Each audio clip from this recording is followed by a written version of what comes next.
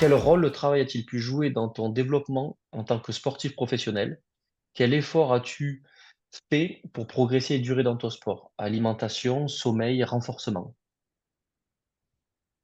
Donc qu'est-ce que le travail? Le travail, je dirais que c'est l'essentiel, hein. Le travail, c'est premièrement ce qui te fait progresser. Donc c'est la base un peu de la compétition dans laquelle tu t'es lancé, c'est-à-dire réussir à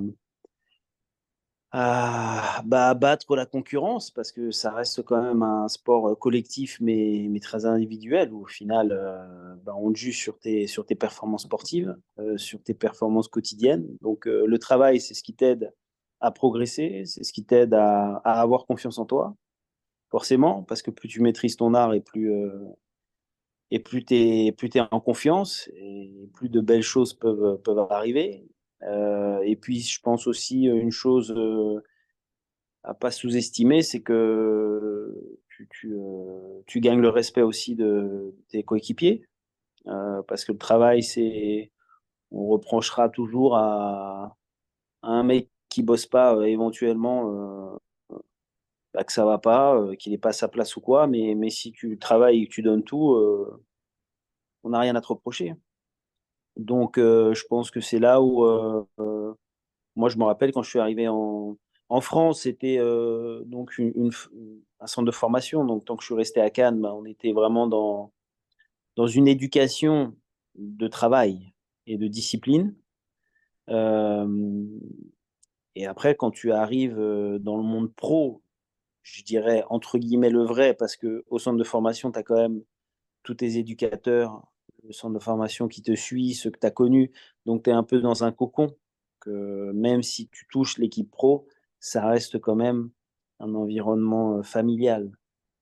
Par contre, quand d'un seul coup, je suis arrivé à Cagliari, en Serie A, donc dans le championnat à l'époque le plus difficile, je me suis complètement plongé dans le travail, et j'arrivais le premier, je repartais le dernier. À la limite, je fermais le stade, tu vois. Mais ça les a tout de suite en fait calmés, parce que tu vois tout de suite que les coéquipiers te jugent. Qu'est-ce que tu fais là? Est-ce que tu es bon? Est-ce que tu as été pistonné? Est-ce que c'est une histoire d'agent? Est-ce que tu es vraiment, voilà, est-ce que tu es vraiment à ta place? Tu es forcément là pour prendre la place à quelqu'un. Donc, il faut que ce soit fait entre guillemets dans les règles de l'art. Et je pense que le travail, c'est la clé pour réussir à le faire de la meilleure des manières. Voilà. Et surtout, pour ne rien regretter, parce qu'à partir du moment où tu donnes tout, écoute, ça se passe bien, ça se passe mal, mais tu sais que de toute façon, quoi qu'il arrive, le travail que tu as emmagasiné un jour te servira et te récompensera. C'est mathématique. Et du coup, qu'est-ce que tu as mis en place quand tu étais joueur et qui pour toi a pu faire une différence en termes d'alimentation, sommeil, renforcement? Est-ce que tu as un de ces piliers qui pour toi est très important? Les 3 sont importants et qu'est-ce que tu as pu mettre en place? Écoute, moi, il m'est arrivé une anecdote assez singulière quand j'étais au centre de formation un jour avec Peter Luxin. En fait, on était parti pour essayer d'aller en boîte la nuit à Cannes après une victoire, enfin dans un moment où on pouvait sortir, bref. Et on nous avait refusé l'entrée. Il était tard, et ça nous avait tellement vexé, parce que bon, ça ressemblait quand même à un refus pas singulier, que je m'étais juré en fait à ce stade de faire tout ce qu'il fallait. J'étais déjà en train de le faire, mais là vraiment de faire tout ce qu'il fallait pour réussir à être pro. Mais en même temps, c'était très amateurial en fait. Tu vois, au jour d'aujourd'hui, tu vois les sportifs, ils sont accompagnés. Vous, les prépas physiques, vous êtes beaucoup plus au fait de tout ce qui fait du bien, de ce qui fait pas du bien. Individualiser le travail est plus du tout un tabou. À l'époque, tout le monde courait la même distance, tout le monde gravissait la même montagne, et c'était même mal vu. que de dire, attends, lui, il travaille à part parce que, je dis une bêtise, il a des quadris fragiles ou parce qu'il a il a une posture comme ça, il ne faut pas qu'il fasse tel type de travail.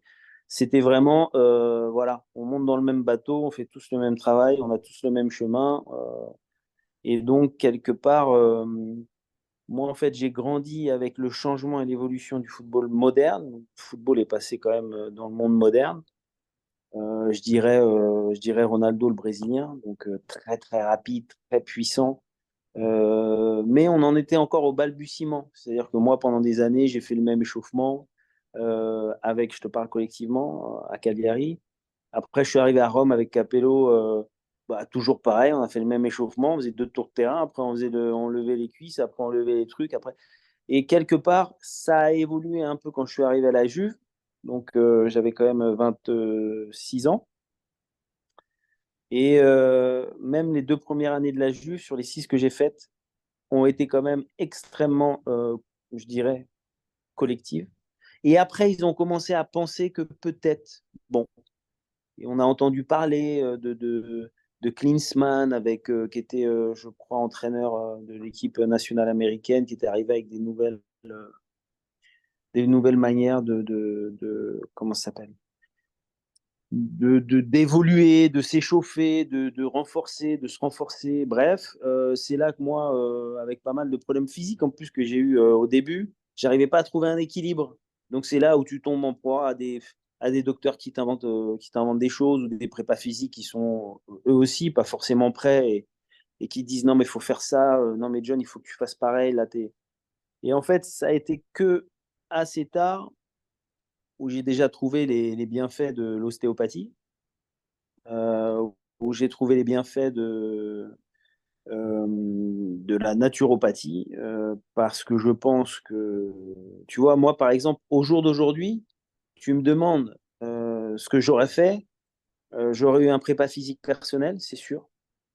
Déjà, pour me donner les meilleures chances d'exploiter mon potentiel et pour le plaisir aussi, parce que tu peux faire un travail individuel. Par exemple, à l'époque à Rome, moi, personnellement, avec mon statut, j'aurais pas pu l'avoir. Seulement l'avait Batistuta, Totti, Montella, voilà, ils étaient 3, tu vois. Et même le reste, même les grands champions qu'il y avait, les Cafu, tout ça, c'était pas du tout d'actualité. Là, aujourd'hui, je vais te dire, c'est plus un tabou que, alors, est-ce qu'il rentre au club, est-ce qu'il rentre pas? Mais il n'y a pas de souci par rapport à ça. Dans les grands clubs aujourd'hui, tu arrives avec ton équipe, ton prépa physique, ta dépression, Tu vois, y a plus. Aujourd'hui, c'est vraiment ouvert euh, à. Voilà, on est dans un monde moderne. Finalement, on sait beaucoup plus de choses. euh, et c'est top. Donc, ce que j'ai fait, moi, c'est que je suis arrivé vers la fin, quand tu m'as connu, avec le résumé un peu de tout ce que je savais qui était bon.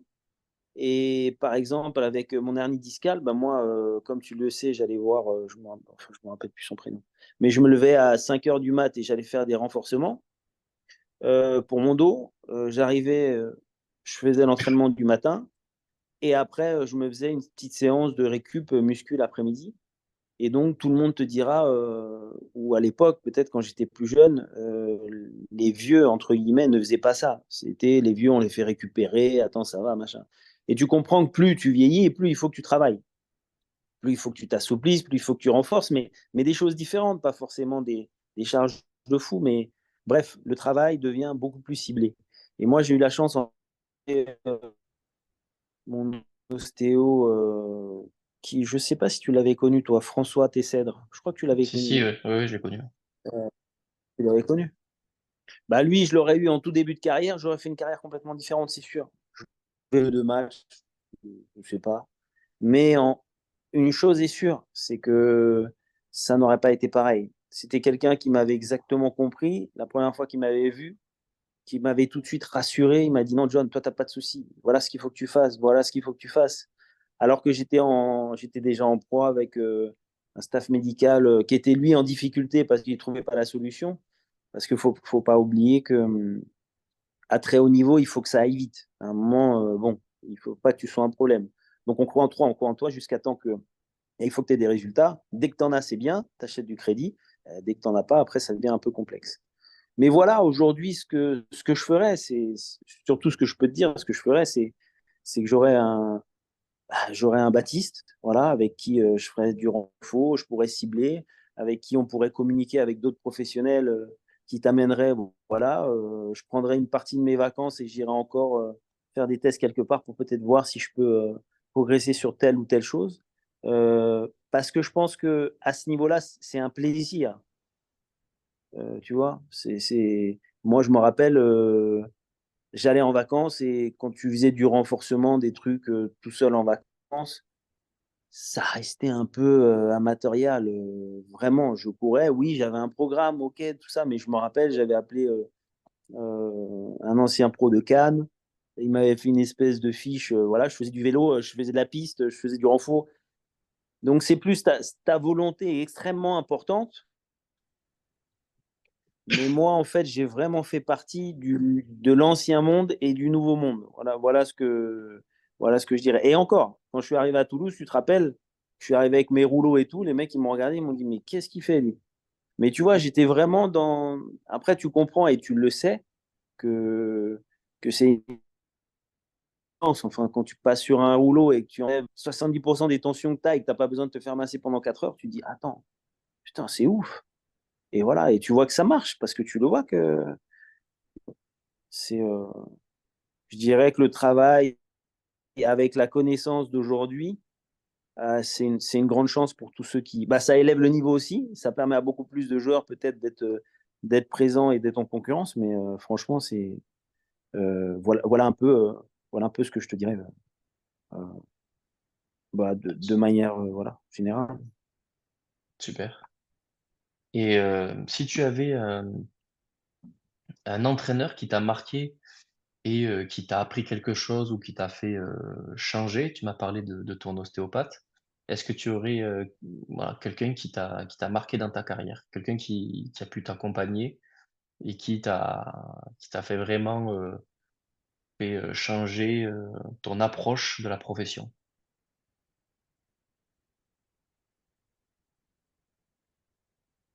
Écoute, je ne pourrais oublier mon premier entraîneur. Enfin, mes entraîneurs ont vraiment tous été importants à partir du moment où j'ai réussi à me connecter avec eux. J'ai réussi à me connecter avec mon premier entraîneur qui était mon entraîneur de Palaiso, qui était Jean-Marie Panza, qui était quelqu'un d'extrêmement passionné, donc il nous a fait aimer le football. Donc, c'était magique, tu vois. Et d'ailleurs, on était dans cette petite bourgade de l'Essonne et on a battu tout le monde cette année-là parce qu'on avait une petite équipe sympathique. On avait Thierry Henry qui jouait devant. On avait quelque part un entraîneur extrêmement passionné et il était parti beaucoup plus loin que faire des licences et lancer sa petite saison, tu vois. Et là, j'ai été conquis par le football. Je me suis dit, wow, super. Après, j'ai eu la chance d'être entraîné par Michel Troin, qui a été pendant longtemps l'adjoint d'ailleurs, l'entraîneur de Toulouse, là, comment il s'appelle qui était à Lens aussi. Euh, Pas Casanova. Hein. Et Montagny? Ouais, Montagnier. Voilà. Et donc, lui, ça a été l'entraîneur des moins de 17 avec qui j'ai gagné mon premier titre de moins de 17 ans nationaux. On a gagné contre INF Clairefontaine en finale et aller à Anelka, tout ça, machin. Bon, lui, c'était le premier entraîneur qui m'a enseigné, enfin, qui a alimenté cette passion, mais avec un travail énorme, extrême. Beaucoup, beaucoup de travail, de rigueur. Euh, et ça a été, je pense, la clé de mon succès, c'est que lui, il a eu confiance en moi, et ce qui est fondamental. Mais je pense que là aussi, le fait, tu vois, le travail, le sérieux, la dédication, euh, moi, tu vois, je me rappelle à l'époque, j'étais assez convaincu qu'il fallait que je me concentre euh, à 100% physiquement et mentalement. Et donc, j'avais pas abandonné les études, mais j'avais demandé la permission à mes parents si je pouvais juste faire un BEP, tu vois, histoire d'eux, parce qu'on avait 2 heures de cours par jour. Parce que je voulais me donner toutes les chances possibles comment ça s'appelle, de réussir. Et ceux, par exemple, qui faisaient des études normales partaient le matin, ils revenaient le soir à 7 heures. Et je me rappelle qu'avec lui, justement, je lui demandais, tu vois, je lui disais, mais coach, on peut faire une petite séance ce matin aussi, euh, parce que bon, bah, le matin, il n'y avait pas entraînement. Et donc, on était trois quatre, on allait tacler sur des terrains en terre, sans herbe. On était hyper contents, on apprenait les mouvements défensifs. Enfin, c'était vraiment mes premiers pas. Et donc, je pense que Michel Troin a été fondamental euh, dans mon accès au football professionnel. Et ensuite, bah, je dirais que mon premier coach italien, que toi, forcément, tu connais pas, qui s'appelle Ventura. Et puis après, bon, Capello, Fabio Capello a été pour moi la figure un peu au plus haut niveau pendant 6 ans où bon, là, forcément, il a été pareil, de confiance. Mais après, je te dirais, s'il y a un entraîneur qui m'a marqué, c'est compliqué de répondre, mais je répondrais Michel Troin. OK. Et est-ce que tu as un coéquipier qui t'a marqué, dans l'approche de sa profession et dans ce qu'il mettait en place, heu, pour performer? Alimentation, renforcement? Est-ce qu'il y a un joueur où quand tu l'as côtoyé, tu as dit: «Ah ouais, quand même». Bah, le premier que j'ai vu euh, penser sa journée, le premier que j'ai vu avec un prépa physique professionnel, le premier avec qui je l'ai vu faire des exercices que personne ne voyait et que donc j'ai fait moi des années après, c'est Hidetoshi Nakata. Donc le japonais, d'une souplesse, on aurait dit un bon, tu sais, un roseau, tu sais. Il faisait des choses avec une force, un mix de force et de souplesse qui était complètement bah, du jamais vu, franchement. Nous, les Européens, on était extrêmement raides, grosses muscu. Et lui, il était déjà en fait dans la proprio, il était déjà dans la muscu sans poids avec son poids de corps. Enfin, c'était vraiment. Et tu le voyais tous les matins, il faisait des exercices. Enfin, c'était vraiment lui, c'était le futur pour moi. Je le regardais, je dis, mais qu'est-ce qu'il fait, idée? Putain, c'est incroyable. Et ça a été le premier qui, pour moi, m'a fait découvrir un peu la préparation moderne, je dirais. Voilà, ça. euh, Après, les autres, tu vois, c'était beaucoup plus basique, je trouve. Mais lui était vraiment dans une optimisation de son corps. D'ailleurs, tu voyais qu'il avait un corps extrêmement sec et musclé comparé à tous les autres où nous, on était quand même un peu plus. Ouais, enfin, on avait une carrure et un physique différent du sien. Et, et je dirais que lui. Et il m'a marqué parce que ça a été le premier que. C'est surtout le premier aussi qui m'a rendu vraiment curieux. Je me suis dit, ah, mais lui. Donc, je lui posais des questions. À l'époque, je parlais pas trop anglais, il parlait pas trop italien, donc on essayait de se comprendre. Mais c'était vraiment d'un tout autre niveau. Voilà, Hideko Nakata, ouais. OK.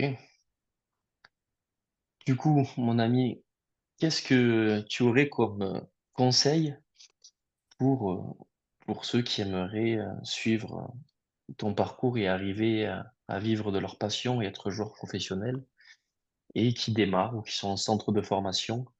Quels conseils tu pourrais leur donner, pour qu'ils mettent en place les meilleures choses autour d'eux afin d'atteindre leurs objectifs?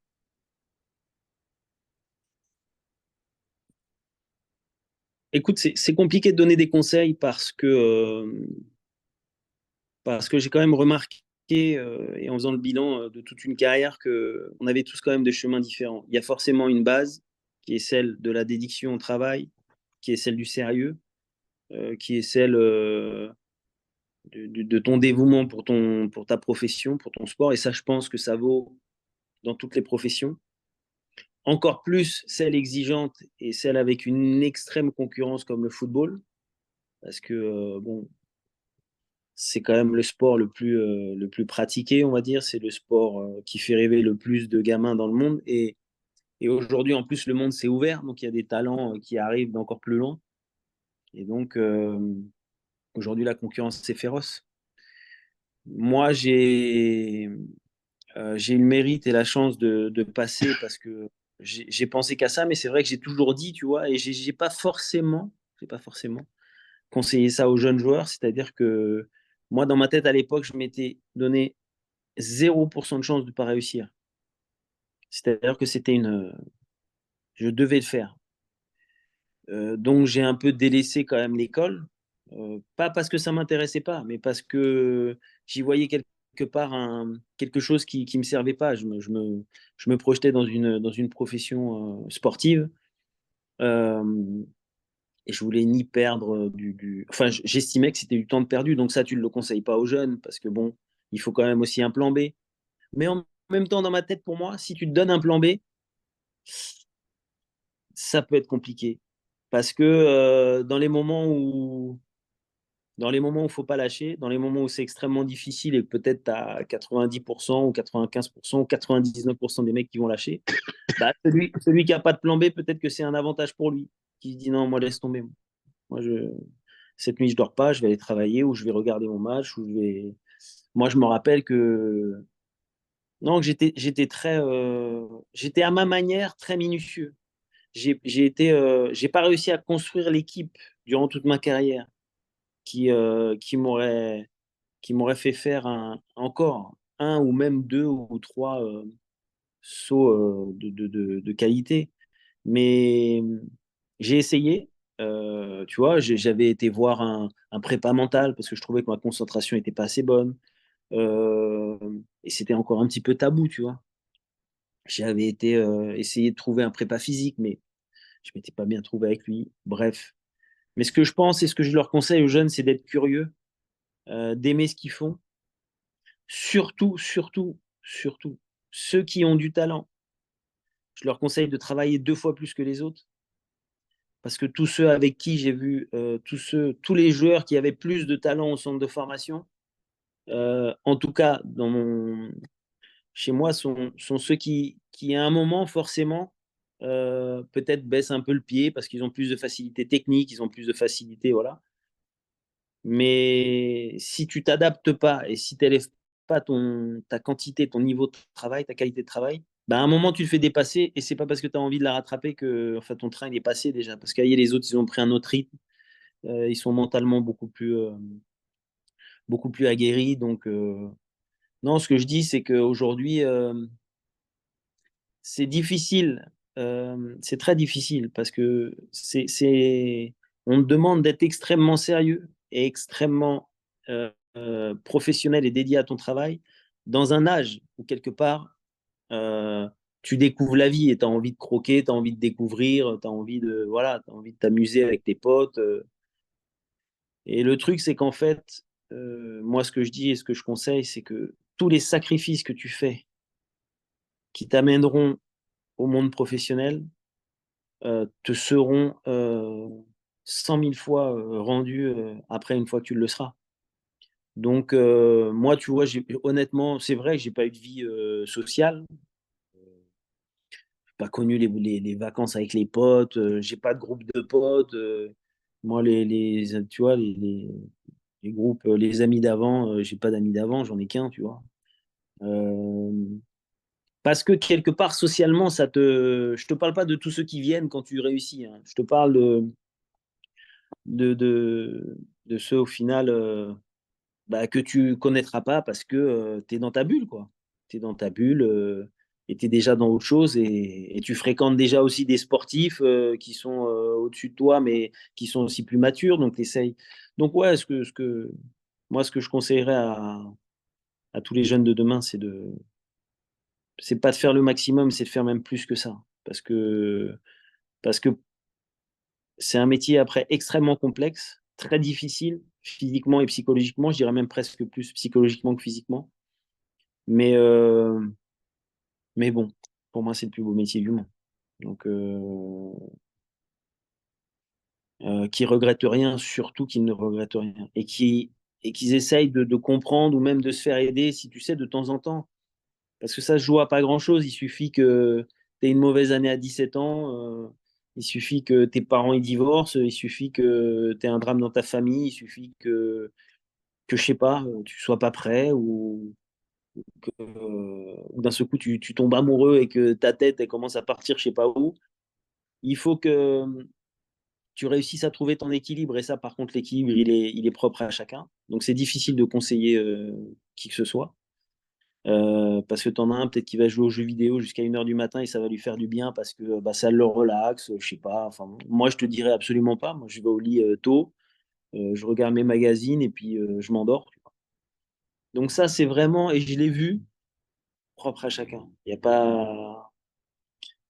Mais ouais, ce que je conseillerais, c'est faites tout ce que vous avez à faire parce qu'aujourd'hui, c'est difficile en plus je trouve, de trouver un métier que t'aimes. Et le football, jouer devant des milliers de spectateurs tous les dimanches et de vivre des émotions qui sont uniques, honnêtement, et qui sont difficiles à trouver ailleurs. C'est unique et ça vaut la peine et ça vaut tous les sacrifices, franchement. Et surtout, surtout, ne pas penser que demain c'est loin parce que le temps passe extrêmement vite.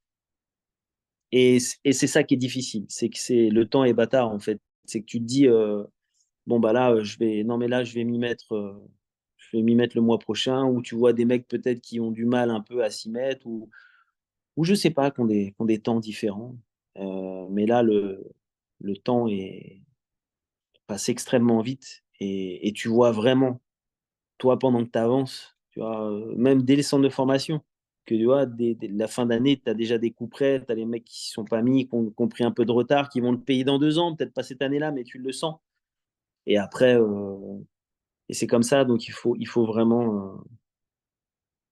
Moi, je pense être curieux, essayer de repousser toujours ses limites, tu vois. Si tu es vraiment bon, si tu as été le meilleur, je te dirais entre guillemets, peut-être que tu n'es pas à ta place, parce que peut-être il faut que tu te dises, bon, bah, il faut que j'aille me frotter à d'autres personnes.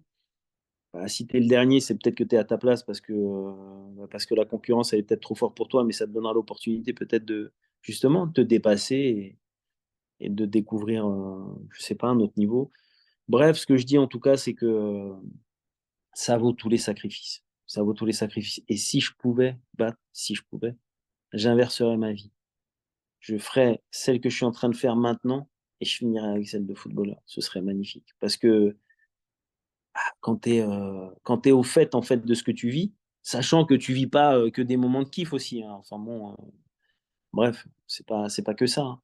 Mais ah, c'est voilà, pour moi, pour ceux qui sont passionnés du foot, tu voyages, tu découvres le monde, tu es toujours dans une espèce de compétition qui, quelque part, si tu es un compétiteur, t'amène toujours à te surpasser. C'est sain parce que voilà, tu te concentres sur ton corps, tu te concentres donc ton esprit. Donc tu vois, aujourd'hui, je trouve que c'est beaucoup plus difficile, la vie active, tu vois, t'occuper, devoir faire du sport, t'occuper de tes filles, passer du temps avec ta famille, pas oublier ta vie de couple. Enfin, moi, tu vois, avant, la réalité, c'est que tu t'occupais que de toi, de tes 2 mollets, tes 2 jambes, tes 2 quadris. Enfin, tu avais problème zéro, en fait. C'était vraiment une vie individuelle où tu pouvais ne penser qu'à toi. Et franchement, c'est un luxe. Pas qu'aujourd'hui, attention, ma vie, elle me convienne pas. Moi, j'en ai rêvé, je suis hyper heureux. Mais quand tu as la possibilité de ne penser qu'à toi dans un boulot, c'est assez rare aussi, tu vois. Je sais pas, généralement, les gens qui vont au bureau, tu dois composer avec quelqu'un, avec ton boss, enfin voilà. Mais là, le fait que tu puisses penser à toi, dire tiens, je vais bien aller me reposer ou je sais pas, je vais devenir vegan, tu vois, je pense que j'aurais poussé vraiment quelque chose jusqu'à son paroxysme pour voir où j'aurais pu arriver. Et je pense qu'aujourd'hui, ceux de cette génération-là, ils ont vraiment toutes les données. Ça va tellement vite aujourd'hui et maintenant tu as l'IA qui en plus s'y est mis, donc j'imagine que ça va encore plus accélérer les choses. Mais je trouve que c'est une vraie chance, une vraie chance. Donc, ce que je conseillerais, loupez pas votre chance. Voilà. Super, bonjour. Top. Super témoignage. Écoute, j'espère que ça leur parlera. C'est l'objectif. Parce que tu vois, pour être du coup dans le milieu maintenant, tu vois que ce qui touche le plus les joueurs pour les accompagner, ça reste des paroles de joueurs. Et ils ont beau entendre qu'il faut bien manger, bien s'entraîner. Et comme tu dis, maintenant tout est individualisé. C'est que vraiment on prend le temps de les accompagner comme il faut et d'essayer de les comprendre et de comprendre leur univers et d'essayer de déceler qu'est-ce qui leur fait du bien à eux. Et que ce qui fait du bien à Jonathan Zebina, c'est pas la même chose que ce qui fait du bien à Serge Aurier. Mm. C'est sûr. Et ça, l'individualisation, c'est le cœur de l'approche maintenant. Donc, mais malgré que ça soit le cœur de l'approche, si, si Cristiano Ronaldo leur dit de manger du poisson, ils mangeront du poisson. Et quand nous, on fait des plans diététiques et tout, qu'on dit demain c'est poisson, ah putain, Ah, poisson! c'est sûr. C'est sûr. Je vais aller au Burger King après, hein. C'est sûr. Ouais, tu vois, moi, c'était. Ça, c'est... Après, en plus, ce qui est compliqué, c'est quand tu es jeune, t'as rarement de, de revers du bâton tout de suite. C'est-à-dire que tu vas aller au McDo, le lendemain, tu vas t'entraîner. Je ne sais pas si ça Ouais, change quelque ouais. chose. Tu vois, Non, et pas à tu te dis, l'instant T, ouais, ouais. Mmh. bah, tu dis, tu vois, Baptiste, il me fait chier au final. Je mange du poisson ou un Big Mac. Qu'est-ce que ça change, tu vois. C'est tout à fait. Mais c'est surtout l'approche et ça change que mentalement, tu te permets de faire quelque chose qui est pas conseillé, qui est pas adapté à ton travail. Alors, Mmh. tu vas essayer de le conseiller et puis il y a un mec qui va faire n'importe quoi, qui va manger n'importe quoi et qui va réussir mieux que les autres. Mais c'est là où il faut faire très attention parce que généralement, il n'y en a qu'un. Mmh. Et le reste, tu rentres dans une espèce de catégorie où c'est le travail qui paye, c'est le sérieux, c'est l'attention aux détails. Mmh. C'est vraiment, pour moi, la clé qui, tu vois, plus que la curiosité, l'attention aux détails. Et je pense aussi, plus que tout, la passion. Mmh. En fait, la passion, pour moi, c'est ce qui manque aujourd'hui. C'est ce qu'on reproche peut-être à cette nouvelle génération qui pense trop à l'argent, mais elle pense trop à l'argent parce que on leur a dit que c'était important Mmh. l'argent, parce que les parents leur a dit: «Putain, mon fils, tu vas être pro, tu vas gagner de l'argent, tu vas» voilà. Hem et moi, je me dis que tout ça, c'est ceux que tu vois qui ont vraiment cet œil de passionné qui généralement aussi, passent les étapes un peu plus facilement. Parce que tu Ah, penses pas à c'est ces unique. choses-là, l'argent viendra. Tu vois, enfin, nous, à l'époque, on n'a jamais pensé à l'argent, même si c'était important. Mais de toute façon, tu sentais que si c'était logique. Tu avais des résultats, voilà, on te passait un autre, tu passais un autre salaire, et puis tu avais d'autres résultats, et puis voilà. Et puis moi, putain, attends, je vais faire ce que j'aime. Je kiffe faire la sieste, penser à trucs, aller me battre avec les autres le dimanche. Et en plus, apparemment, je suis bon dans ce que je fais, mais voilà, je sens que je suis pas un génie quand même, tu vois? Je suis très bon, OK, je sens que j'ai ma chance, mais bon, faut que je fasse gaffe, donc il faut que je bosse plus que les autres, tu vois? Et heu et c'est sûr qu'aujourd'hui, mais bon, moi, pour moi, je vais te dire, si tu as trop à leur expliquer aujourd'hui aux jeunes, c'est qu'ils ont pas compris. Parce que normalement, à cet âge-là, tu dois déjà être mature, tu dois déjà comprendre, tu dois déjà, être en avance sur son temps. Si tu pas si tu pas ça, bah, t'inquiète pas, hein. Il y a un mec qui vit, là-bas, au fin fond de je sais pas où, il il est déjà programmé pour prendre ta place et tu vas rien comprendre mais c'est comme ça et c'est ce que mon père me disait toujours. Il me dit: «Mon fils, dès que tu te lèves le matin, sache qu'il y a quelqu'un qui veut prendre ta place. C'est une évidence. Il est il est pas loin de toi ou sinon tu ne le vois pas mais donc réfléchis, travaille, donne tout ce que tu fais, tout ce que tu peux parce que c'est comme ça». Et bon, écoute, c'est sûr, ça doit être compliqué pour toi parce que cette nouvelle génération, elle a pas l'air simple. Mais je pense en même temps que c'est enfin moi je trouve écoute, avec tous les moyens qu'ils ont aujourd'hui, je trouve ça vraiment excitant. Ça vraiment excitant, intéressant. Non, je Tu suis le vois, d'accord. mais, tu le vois même au niveau des terrains. Tu vois les gazons aujourd'hui, Mmh. ils sont oufissimes. À notre Ouais, époque, ouais, on jouait sur des terrains. Bah, écoute-moi bien. Et tu vois, je te parle pas. Enfin, moi, j'ai aucune jalousie. J'adore l'époque que j'ai connue. Moi, c'était mmh. magnifique. Mais bon, tu vois, aujourd'hui, tout est. Aïe, tu as une connaissance. Le jardinier, il sait faire son gazon au millimètre. Le prépa physique, il sait exactement, voilà. Enfin, aujourd'hui, je trouve que c'est hyper excitant d'être un sportif de haut niveau parce que tu peux aller beaucoup plus loin. Et j'imagine